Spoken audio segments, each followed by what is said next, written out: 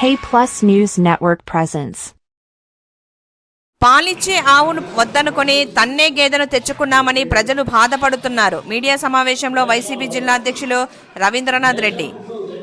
నగరంలో వైసీపీ కార్యాలయంలో వైసీపీ జిల్లా అధ్యక్షులు మాజీ కమలాపురం శాసనసభ్యులు మీడియా సమావేశం నిర్వహించి మాట్లాడుతూ తిరుమల లడ్డు విషయంలో నెయ్యి టెస్ట్ చేసిందంతా చంద్రబాబు హయాంలోనని, ఎన్నికల కోడ్ వచ్చిన తర్వాతే టెండర్లు పిలిచి సరఫరా కూడా జరిగింది. ఆ తర్వాత మార్చి 16 నుంచి మా ప్రమేయం లేదని స్పష్టం చేశారు.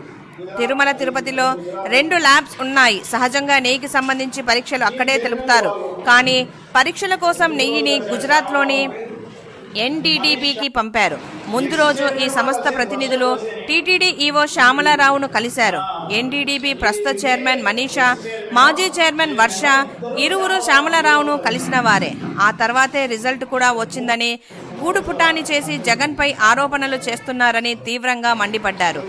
2 నెలల తర్వాత నివేదిక ఇవ్వడంలో ఆంతర్యం ఏమిటని, ఒక కీలకమైన టీటీడీ రిపోర్ట్ టీడీపీ కార్యాలయంలో విడుదల చేయటం ఏమిటని ఆయన ప్రశ్నించారు. ఇవన్నీ చూస్తుంటే తిరుమల లడ్డు అంశంపై పెద్ద కుట్ర జరిగిందని స్పష్టమవుతుంది. హిందువులను జగన్కు దూరం చేయాలని కుట్ర పన్నుతున్నారని ఆవేదన వ్యక్తం చేశారు. కేవలం వైఎస్ఆర్సీపీకి దెబ్బతీయాలనే లక్ష్యంతో ఎన్డీఏ భాగస్వాములంతా కలిసి కుట్ర పండుతున్నారు. పవన్ కళ్యాణ్ ప్రశ్నిస్తానని అన్నాడు. పిల్లల మిస్సింగ్ అన్నావు. డిప్యూటీ సీఎంగా నువ్వు ఎంతమందిని కాపాడావు? విజయవాడ వరదల్లో కనీసం బయటకు వచ్చావా? ప్రజలను పరామర్శించావా? ఓనర్ స్క్రిప్ట్ ఇవ్వగానే బయటకు వచ్చి హంగామా చేశాడు. మీకు దమ్ముంటే సిబిఐ విచారణకు ఒప్పుకోండి. ప్రజలు చాలా విజ్ఞులు, ప్రతిదీ గమనిస్తుంటారని, పాలిచ్చే ఆవును వద్దనుకుని తన్నే దున్నపోతుని తెచ్చుకున్నామని ప్రజలు చాలా బాధపడుతున్నారు. ఇప్పటికైనా ప్రజా శ్రేయస్సు మీద, ప్రజల సమస్యలపై ఇచ్చిన వాగ్దానం మీద దృష్టి సారించాలని హితవు పలికారు. ఈ కార్యక్రమంలో కార్పొరేటర్ పాకా సురేష్, పులి సునీల్ కుమార్ తదితరులు పాల్గొన్నారు.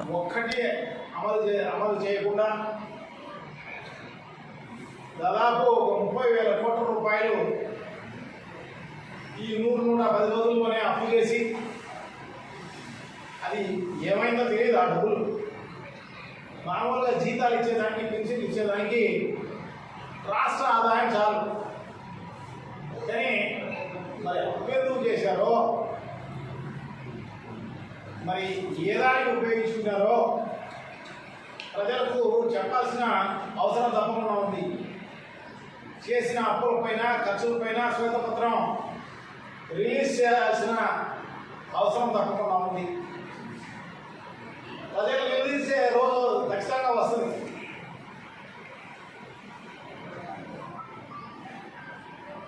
చాలా దారుణం. దీన్ని కప్పిపుచ్చుకునే దానికోసం ఏంటేంటో డైవర్షన్ పాలిటిక్స్ చేసుకుంటూ చేస్తున్న పరిస్థితి అంతా కూడా ప్రజలకు బాగా తెలుసు. ఏం చేస్తున్నావు, ఏం కథ అనేదంతా కూడా ప్రజలందరూ కూడా చాలా బాధపడుతున్నారు, పశ్చాత్తాపడుతున్నారు. వాళ్ళందరూ అనవసరంగా పాలిచ్చే ఆవులు పోగొట్టుకుని తన్నే గాడిదలో దున్నపోతున్నా తెచ్చుకున్నాం, ఏమిరా ఇది అని చెప్పేసి ఓ పక్క దోపిడీ రాజ్యం జరుగుతోంది, దోచుకునే కార్యక్రమం జరుగుతోంది. రెండో పక్క వైఎస్ఆర్ కాంగ్రెస్ పార్టీ నాయకులను, కార్యకర్తలను, వాళ్ళందరినీ హరాస్ చేసే కార్యక్రమం అంతా కూడా జరుగుతోంది. సో ఇవన్నీ కూడా ప్రజలు గమనిస్తున్నారు. దీన్ని కప్పిపుచ్చుకునే దానికోసం ఏమేమో డైవర్షన్ పాలిటిక్స్ చేసే కార్యక్రమం. అమరావతి అని చెప్తే గొప్ప రాజధాని చేస్తాం, ఇంకొకటి చేస్తామని చెప్పి చెప్తే వరదల్లో పూర్తిగా మునిగిపోయిన పరిస్థితి. ఈరోజు ఈ అమరావతికి వెళ్ళాలంటే బోట్లలో వెళ్ళాల్సిన అవసరం ఉంది. సో దాన్ని కప్పిపుచ్చుకునే దానికోసం, అదే కాకుండా విజయవాడలో మొత్తం ఊరే మునిగిపోయే పరిస్థితి. జగన్మోహన్ రెడ్డి గారు ఆ రీటైనింగ్ వాల్స్ కట్టకపోతే దాన్ని డైవర్ట్ చేసుకునే దానికోసం ఒక బోటును, అది కాకతాళీయంగా జరిగిందో మరి ఎలా జరిగిందో కానీ మొత్తం పైన అది కూడా జగన్మోహన్ రెడ్డి గారు ఆ బోటు వచ్చి ప్రకాశం బ్యారేజ్ బుద్ధి.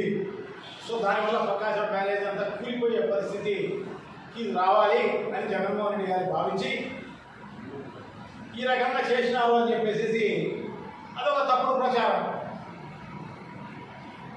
అది వారం 10 రోజుల్లోనే ఆ ఎక్స్పర్ట్లు వచ్చి వారం 10 రోజుల్లోనే రిపేర్ చేసినాం. అది మామూలుగా చిన్న ప్రమాదం. అది కూడా టీడీపీ వాళ్ళకు సంబంధించిన ఓటే. ఎందుకంటే వాళ్ళ ప్రభుత్వం అధికారంలోకి వచ్చిందని పెద్ద ఎత్తున పండుగ చేసుకున్నారు అదే ఓటుతోనే వాళ్ళ నాయకులు కార్యకర్తలు. దాన్ని కప్పిపుచ్చుకునే దానికోసం ఏంటంటే అబద్ధాలు. సో ఇంకా కప్పిపుచ్చుకునే దానికి కాలంబర్ ఇష్యూ దాన్ని పెద్దదిగా చేసి ప్రజలను డైవర్ట్ చేసే కార్యక్రమం అన్నమాట. ఈ మతా నుంచి అంటే ఏమి చేయలేదు అనే దాని గురించి కాకుండా వేరే దాని గురించి చర్చించుకునే కార్యక్రమం చేయాలి. తద్వారా మనం చేసింది మాసిపోతుంది అని చెప్పేసి అనుకుంటాడు. కానీ ప్రజలేమో అట్లా ఏమీ మాసిపోరు, మర్చిపోరు. అసలు మనం ఏం చేసింది అనేది ప్రతిరోజు వాళ్ళ జోబులోకి ప్రతి నెల జగన్మోహన్ రెడ్డి గారు ఉంటే అన్ని రకాలుగా ప్రతి నెల ఏదో ఒక సంక్షేమ కార్యక్రమం ద్వారా ప్రతి కుటుంబానికి డబ్బులు వచ్చేటి. అవి ఇప్పుడు రాలేదు కదా. సో ప్రజలందరికీ కూడా బాగా తెలుసు. దాన్ని కప్పిపుచ్చుకునే దానికోసం మళ్ళీ ఇప్పుడు టీటీడీపై